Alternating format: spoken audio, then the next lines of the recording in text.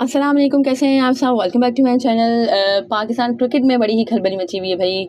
हमने बात की थी खैर फ्रॉम द वेरी स्टार्ट नहीं, मतलब जब ये वर्ल्ड कप चल रहा था, जब मैंने बात की ही थी कि हम इंशाल्लाह बात करेंगे तमाम टीम्स की परफॉर्मेंस पे जब ये ग्रुप स्टेजेस ख़त्म हो जाएंगे। बट वही हमारी जो क्रिकेट, हमारी पीसीबी स्पेशली, और जो हमारा क्रिकेट सिस्टम है, जो क्रिकेट फ्रेटर्निटी है, वो नहीं चाहती कि हम इस तरह की कोई बात करें, क्योंकि रोज़ कुछ ना कुछ नया मवाद फराहम कर रहे हैं वो हमें डिस्कशन के लिए। और पूरी दुनिया में खैर बड़ा मजाक बनाया हुआ है उन लोगों ने।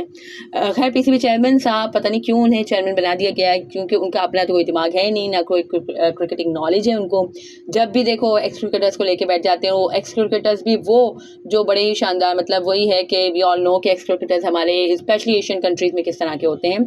That's why I think PCB को अपना, मतलब वही है कि अब ये हमारे शानदार ज़का अशरफ साहब भी क्या अपने दिमाग से सोच लेंगे, क्योंकि इन्हें क्रिकेट की कोई नॉलेज नहीं है। हमारे सिस्टम का जो फेलियर है वो ऑब्वियस फेलियर है, और ऐसा नहीं होना चाहिए। ऑब्वियसली आपका एक चेयरमैन है तो should take decision by his own. और अगर इन्हीं एक्स क्रिकेटर्स से आपको लेनी है, हर बात में आपको इन्हीं एक्स क्रिकेटर्स की राय लेनी है, सो वाई नॉट इन्हीं में से किसी को आप चेयरमैन मिला दें, फिर आपका काम ही क्या है यहाँ पे। बट खैर खबरें ये हैं कि जो चीफ सिलेक्टर तो पहले ही खैर रिज़ाइन दे चुके थे, इंतज़ामुल हक साहब, और जो फिर कुछ जो थोड़े बहुत लोग रह गए थे सिलेक्शन कमेटी में, उनको भी खैर सेक कर दिया गया है, और अब नई सिलेक्शन कमेटी तश्कील दी जाएगी। खैर कुछ दिन पहले खबरें थी कि तौसीफ अहमद को रखा गया है, बट अभी तो उसके हवाले से कोई बात नहीं कर रही, तो आई थिंक शायद ये रूमर ही होगी। तो खैर तौसीफ अहमद को अभी नहीं रखा गया, जो कि खैर अच्छी बात है, क्योंकि मैं तो उनकी अपॉइंटमेंट को बिल्कुल सही उससे नहीं देख रही थी। पाकिस्तान क्रिकेट के लिए वो बिल्कुल भी सही नहीं थे। चलो अच्छी बात है अब है कि जो बची कुछ सिलेक्शन कमेटी थी उसे डिसॉल्व कर दिया गया है या उसे सैक कर दिया गया है। अब नई सिलेक्शन कमेटी तश्कील दी जाएगी। शाहिद खान अफरीदी साहब से तो पहले ही मुलाकात हुई थी ज़का अशरफ साहब की, और पता नहीं क्या उन्होंने अपनी जो भी है कि उन्होंने अपना एजेंडा उनके दिमाग में भरा होगा ज़का अशरफ साहब के। अब उसके बाद आज मज़ीद कुछ एक्स क्रिकेटर से मुलाकात हुई, मोहम्मद हफ़ीज़ से मुलाकात हुई, सुहेल तनवीर से मुलाकात हुई, और वहाब रियाज से मुलाकात हुई, और यूनुस खान से भी मुलाकात हुई खैर पीसीबी चेयरमैन की। और सबसे खैर उन्होंने मशवरे लिए हैं कि क्या करना चाहिए पाकिस्तान क्रिकेट टीम की बेटरमेंट के लिए। भाई मेरी माने तो आप खुद ही, मतलब बाकी सबको सैक करने के बजाय आप खुद ही सैक हो जाए तो ज़्यादा बेहतर होगा हमारी क्रिकेट के लिए। एनीवेज जोक्स अपार्ट, ऑब्वियसली इसको कहना ही है मैं जोक।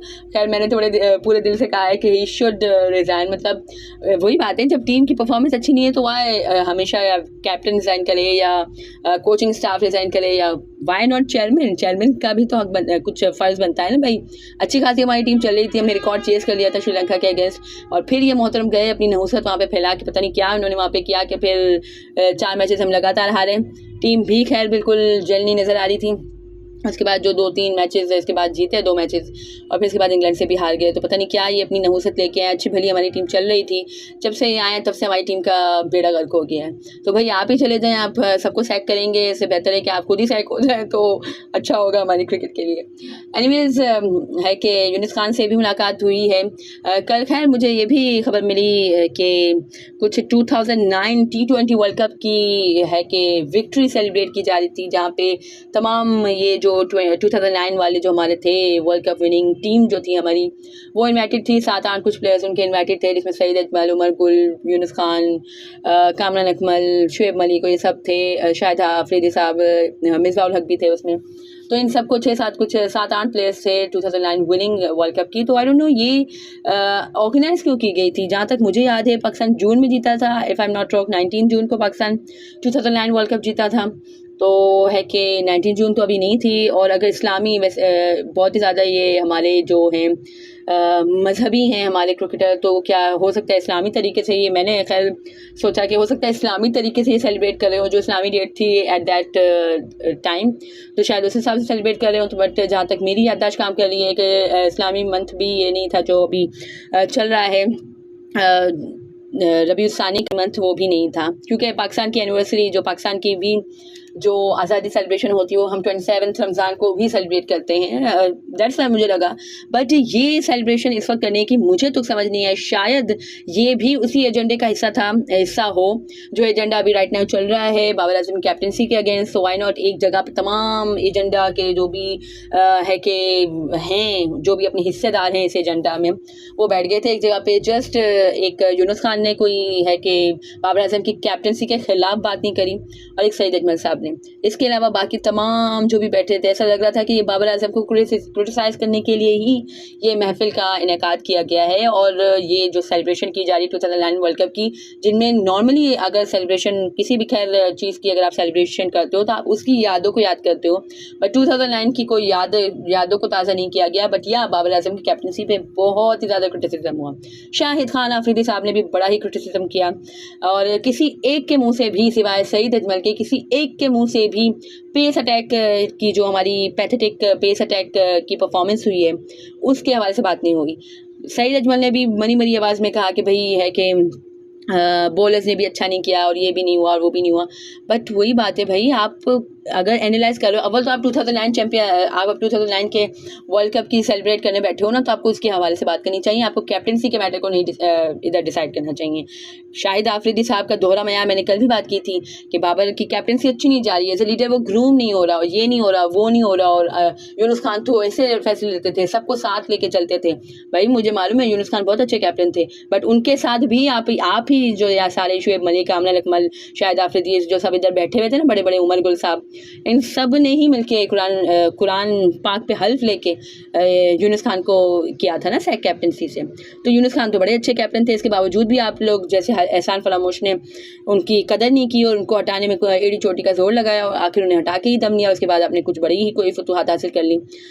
एनीवेज, ये इस तरह की महफिल का इनाकाद मुझे तो खैर समझ नहीं आया जिसमें बैठ के बस बाबर आजम की कैप्टनसी को ही क्रिटिसाइज़ करना है। तो और फिर इसके बाद ये भी कहना है कि भाई रेड बॉल में बाबर आजम को कैप्टन रहने दो, बाकी है कि उससे ले लो, वाइट बॉल की कैप्टनसी ले लो।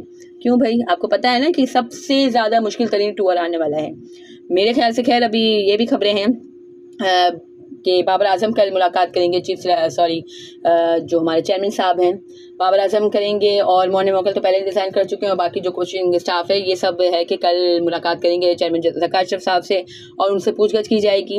और खैर इसके अलावा और भी खबरें थी, जो कन्फ्लिक्ट ऑफ इंटरेस्ट का जो केस चल रहा था, जो बात चल रही थी, जो बाबर, रिजवान और इंज़मामुल हक साहब के हवाले पे एलिगेशंस थे, कुछ पता नहीं वो कुछ एजेंट के एलिगेशन से क्या थे, तो इस हवाले से भी बातचीत चल रही थी। तो ये भी खैर एक पॉइंट है।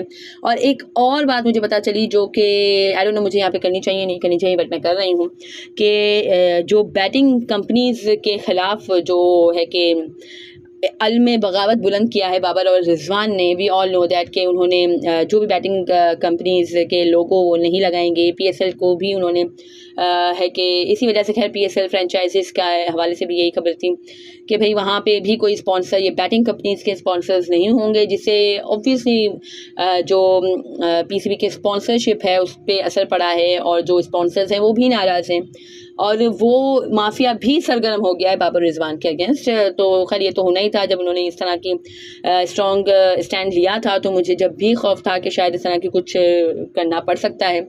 और दूसरी बात ये कि आवाम को खैर बलजिन करने की कोशिश की जा रही है, जो 2009 वर्ल्ड कप की सेलिब्रेशन के तौर के आड़ में बाबर आजम की कैप्टनसी को ऊपर सवालिया निशानात लगाने के लिए जो महफिल का इनकाद हुआ था, उस हवाले से भी खैर मुझे यही लगता है कि ये सारा प्रोपेगेंडा चल रहा है। और बाबर आजम से खैर कल मुलाकात होगी तो आई थिंक बाबर आजम को क्लैरिटी, खैर अगर है कि ये हमारे शुएब मलिक साहब क्लैरिटी मांग सकते हैं तो आई नॉट बाबर आजम को भी क्लैरिटी मांगनी चाहिए।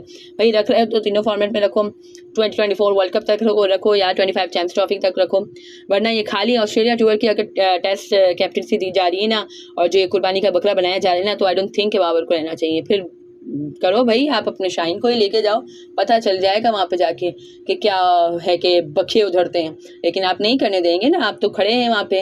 और ये भी मैं कह रही हूँ कि जो पर्ची हो, जो सिफारिशों का आप कहते हैं ना, तो ये आपके दामाद जी भी सिफारिश पे ही आएंगे ना, आपके एजेंडा चलाने पे ही आएंगे ना। बाबर आजम किसी की सिफारिश पे नहीं आया था जब वो कैप्टन बना था, बाबर आजम किसी की पर्ची के थ्रू नहीं आया था, बाबर आजम अपनी मेहनत, अपनी लगन और अपनी परफॉर्मेंस की वजह से आया था। बाबर आजम मेरिट पे आया था, और ये आपके दामाद जी कोई मेरिट पे नहीं आने वाले। और मेरिट पे आने वाले की आपने परफॉर्मेंस देखी है इस वर्ल्ड कप में। चलो हम अच्छा नहीं कर सके तो ओडीआई इसके मतलब इसके सारे हमारे सामने ही हैं ना, कि क्यों हम अच्छा नहीं कर सके इस वर्ल्ड कप में। और बाकी जो हमने अभी खेले थे एशिया कप जो हमने खेला था T20 फॉर्मेट का, और जो हमने इससे पहले वर्ल्ड कप्स खेले हैं 2, उसमें तो ट्रिमेंडस परफॉर्मेंस ही पाकिस्तान की। 2 वर्ल्ड कप्स में, एक सेमीफाइनल एक फाइनल, और एशिया कप में भी हमने फाइनल खेला था। सो वीवर है कि बहुत ही हमने अच्छा किया था। नंबर 1 ओडीआई की भी टीम हमें बनाया था, बट उसमें भी खैर आपको तो बड़े ही कुछ रखने हैं कि भाई इसकी बी टीम थी, उसकी सी टीम थी, ब्ला ब्ला, और खैर उसके हवाले से भी मैं बात कर चुकी हूँ अपनी वीडियो में। तो खैर ये लेम एक्सक्यूजेज ये कहते हैं कि एज अ प्रोफेशनल टीम को या कोचेस को नहीं देनी चाहिए, बट ये खुद ही खैर लेम एक्सक्यूजेज देते रहते हैं। Anyways I don't think Shaheen को कैप्टन होना चाहिए। और अब कल खैर मोस्ट इंपॉर्टेंट मीटिंग है जिसमें मिकी ऑर्थर साहब भी होंगे और बाबर आजम भी होंगे, और भी खैर जो कोचिंग स्टाफ हैं वो सब होंगे, और ग्रैंड ब्रैडमैन या ये सब होंगे। तो फिर उनसे भी पूछा जाएगा, और ये कॉन्फ्लिक्ट ऑफ इंटरेस्ट का है, ये भी अंदर खाते कुछ चल ही रहा है। जो एक बैटिंग माफिया है वो भी खैर सरगर्म है, तो बेचारे बाबर आजम के ऊपर तो बहुत ही ज़्यादा प्रेशर है, बहुत ही ज़्यादा दबाव है, एंड बस अल्लाह ताला जो उनके हक़ में बेहतर हो वही करें। Anyways that was it from this video. अगर आपको मेरी ये वीडियो पसंद आई हो तो लाइक कीजिएगा, share it with your friends and family, and do subscribe to my channel for more such content. अल्लाह हाफिज़।